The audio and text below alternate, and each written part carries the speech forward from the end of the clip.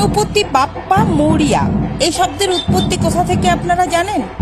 চতুর্দশ শতকে পুনের চিঞ্জোয়ারে মৌরিয়া গোস্বামী নামে এক ভক্ত ছিলেন।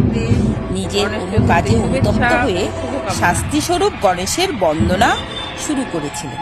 সিদ্ধি গিয়ে গণেশ দর্শন করেছিলেন তিনি, গিয়েছিলেন শ্রী চিন্তামণি। এই উপলক্ষে তার ছেলে একটি মন্দিরও গড়ে তুলেছিলেন।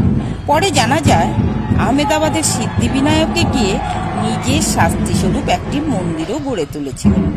এই ঘটনাকে ভক্ত ও ভগবানের এক অসাধারণ নমুনা বলে মনে করেন গণেশ ভক্তরা। আর এই ঘটনার পর থেকেই গণপতি বাপ্পার সঙ্গে মৌরিয়াজিকেও সম্মান জানাতে তার নাম উচ্চারণ করা হয়। বাস্তববাদীরা এই ঘটনা নিয়ে প্রশ্ন তুললেও ভক্তরা মনে করেন মৌরিয়া গোস্বামী কথার অর্থই গণেশের বন্দনা।